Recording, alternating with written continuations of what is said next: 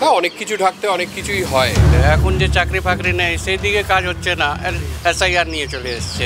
এসব একটু আগে করা উচিত ছিল। না, আমার তো মনে হচ্ছে এটা সামনে 2026-এ যে ইলেকশন এসছে সব ঘুরিয়ে দেওয়ার জন্য।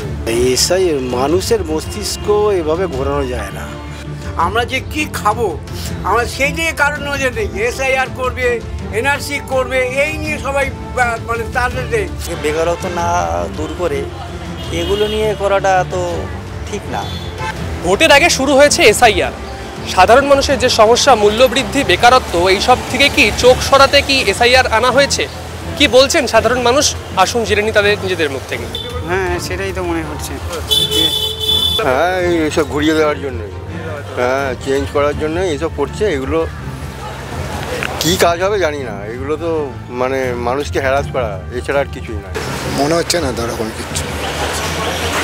ঘাটতি হচ্ছে তো, প্রচণ্ড ঘাটতি হচ্ছে। ঘাটতি তো মনে হবে, রোজগার কম। ওর সঙ্গে না দ্রব্যমূল্য বৃদ্ধির সমস্যা অবশ্যই থাকবে, ওটা আছে, সব সময়ই আছে। কিন্তু এই পার্টটা তো আলাদা। এটা তো করতে গেলে সবই কিছু করতে হবে, স্বচ্ছভাবে করলে ভালো।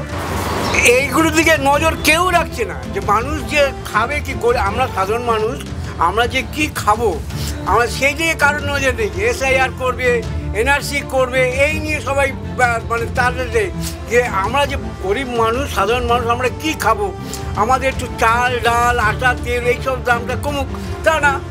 এসআইআর এনআরএস এই সব নিয়ে ব্যস্ত সবাই। মানুষ, সাধারণ মানুষের কোন দিয়ে কারো দৃষ্টি নেই। সমস্যাটা সবসময় সব কিছু নিয়ে এখন সমস্যা। কোনটার সমস্যা নেই বলো? এটা ব্যক্তিগত মানে রাজনীতির ব্যাপার, তো রাজনীতির ব্যাপার আমি ঠিক অতটা বুঝি না। এসআই মানুষের মস্তিষ্ক এভাবে ঘোরানো যায় না। মানুষকে তো আসল কথা দিশাটা ঠিক দেখানো হচ্ছে না। মানুষকে ঠিক দিশা দেখানো হচ্ছে না। যে যা বলছে আমরা শুনছি, হ্যাঁতে হ্যাঁ, নাতে না মেনে।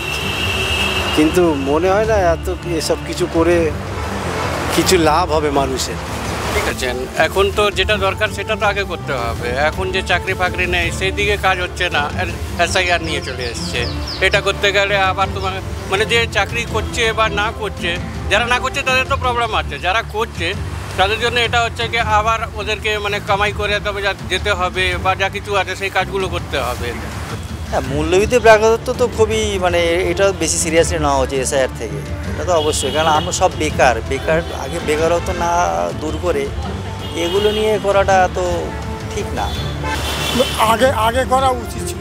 মানে মানে মুমূর্ষু এসে মানে এতে এই বিভিন্ন মত অবলম্বী মানুষের মধ্যে সৃষ্টি হচ্ছে। যে যেমন মনে করছে সে তেমনভাবে বলছে।